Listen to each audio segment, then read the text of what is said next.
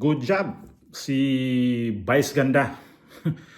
Tinamaan kayo, mga hayupak kayong nasa mga nasa posisyon ngayon na may panawagan siya ngayon sa mga mayor, congressman, mga governor tungkol po to sa ating sistema sa health system na wala sa ayos. Kasi napanood ko tong niya sa programa kung saan siya. So mayroon doon na nagsabi na parang kinulang sila ng pambayad sa hospital. So parang lumipat yata sila sa private imbis na galing sa public. Tapos doon sila nagpagamot sa private na. Totoo yun na sa atin talaga ang hirap talaga ng health system sa atin kasi ultimo nga laboratory, magbabayad ka. Dito sa ibang bansa kasi sa mga laboratory na mga x-ray ganyan, mga karamihan na na mga simple lang naman. Hindi yan binabayaran dito sa ibang bansa. Yan dito, libre yan. So, itong bansa kung saan kami ngayon, hindi naman dito sobrang yaman. Pero dito ang health system, napakaganda. Kasi kunyari, mayroon lang dito mga tao na nagkaroon sila ng sakit sa kanser. Ang lalim ng mga iba pang mga sakit ito. Ang lalim na kanser na yan, may magkaroon pa kailangan pa ng transplant. Alam niyo kung yan? Dito, libre ang transplant.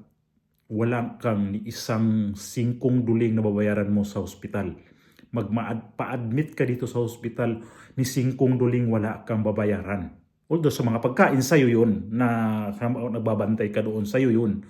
Pero sa mga gamot, bayaran sa hospital, doktor, wala kang doon. Wala kang intindihin doon dahil sa gobyerno yun. Mayroon naman din itong private. Kung kaya mo pa-private dito, alam naman natin pag private, kahit saan mahal. Pero dito sa ibang bansa, mas ang mga tao dito, priority sa gobyerno dito ang health system. Di kagaya sa atin na ultimo nga, x-ray, mga laboratory, magbabayad tayo yan. Dito hindi yan binabayaran. Dito mayroon pang annual na halimbawa may free check-up, halimbawa ganyan mga colon cancer, yung mga ganyang yung mga sa mga lalaki, may yung tawag diyan. Mayroon yan annual. Libre yan. Hindi kami nagbabayad dito. Kahit kami dito mga nagtatrabaho dito na mga OFW, covered sa amin yan. Kasama kami yan dahil dito sa health system na maganda talaga. So ito yung sinabi ni Vice Ganda na may panawagan siya sa namumuno ngayon sa gobyerno. Ito yung mga artista ngayon na ito naman si Vice Ganda, di ko naman to hindi to siya tumutulong sa mga mahihirap. Alam naman natin to na tumutulong to sa mga mahihirap. Hindi ako maki-Vice Ganda. Hindi ako mahilig sa mga ganyan na nasa showbiz. Panatiko ako sa showbiz, hindi ako ganun na tao. Pero nakikita ko naman talaga tong tao na to na matulungin talaga to sa mga nangangailangan. So ito yung panawagan niya nga na sa mga namumuno ngayon. Ipasok ko muna itong video. Sa TikTok ko to siya nakita. Ipasok ko to yung video na to.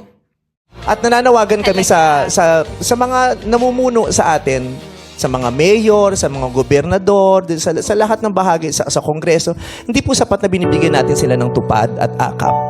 Hindi sapat na binibigyan natin sila ng pera tuwing nakikita natin sila, tuwing nangangampanya kayo o tuwing Pasko. Kailangan nyo magpagawa ng mga pasilidad sa hospital.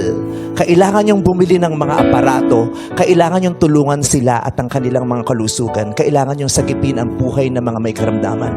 Hindi sapat po ang 500 na ayuda tuwing makikita kayo. Maraming salamat po. Di ba kung mayroon tayong malasakit, tama yung sabi niya.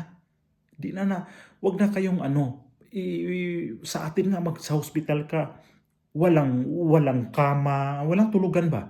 Tapos kulang-kulang ang mga pasilidad talaga ang natin sa atin sa mga hospital sa atin. So sampal to sa mga namumuno sa atin ngayon kasi wag na nyo sabihin na si Vice Ganda hindi tumutulong yan.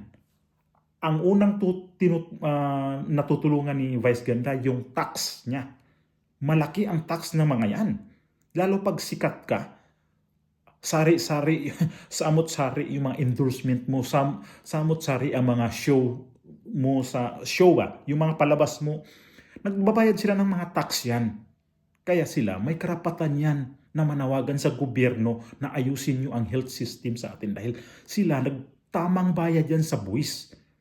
Unlike pa tong iba na hindi nagbabayad ng buwis, makapag-comment kayo, parang kayo ang may nakikinabang ang taong bayan sa inyo. Wala kayong mga pakinabang iba dyan nagko-comment.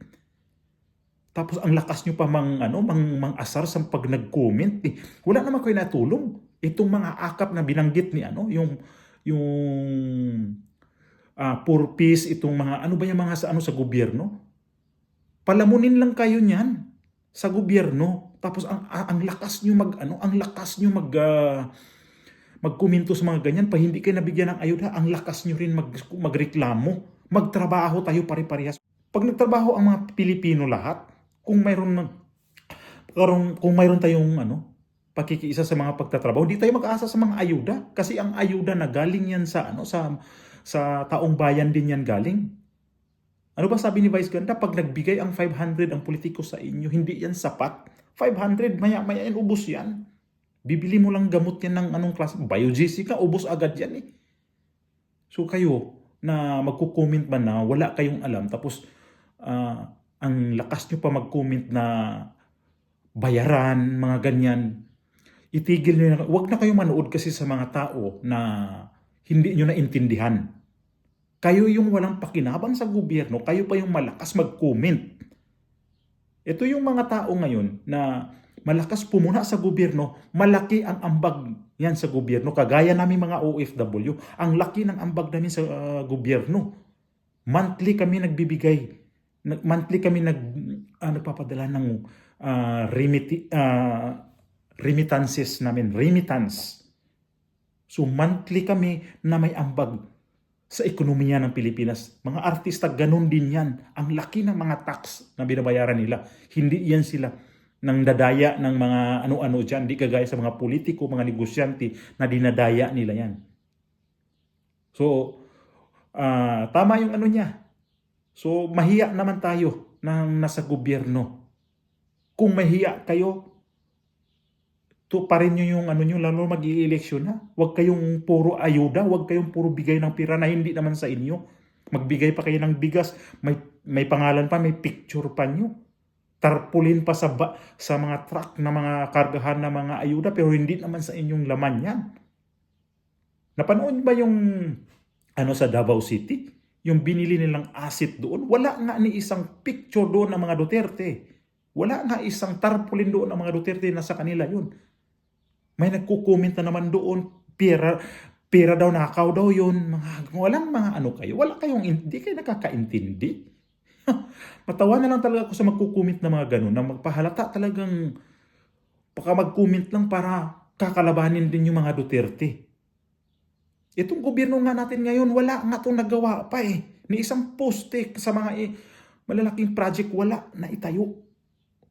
Walang naitayo pa itong mga eskwelahan, wala itong naitayo mga tulay ngayon. Saan kaya pa ang balak nito? So yung panawagan ni Vice Ganda, mahiya naman kayo mga nasa gobyerno. Nagbabayad ng tamang buwis ang mga tao, natural kami. Tumitingin kami kung saan napunta ang pera ng taong bayan. Yung akap na yan, yung sinasabi niya, yung tupad, yan yung nagpapahirap lalo sa atin. Lalo sa mga nang nagbibigay ng mga tamang buwis. Nasasayang lang yung buwis na binibigay namin. Kaming mga OFW, ganun din. Nagsayang lang talaga kami ng pera. Kung hindi lang kami may obligasyon sa Pilipinas, ayaw ko na magpadala sa Pilipinas talaga kasi wala namang napatutunguhan talaga sa loob nitong administrasyon na to. Magti 3 years na sa loob nitong walang matutunguhan ng pera ng taong bayan talaga. Puro ayuda.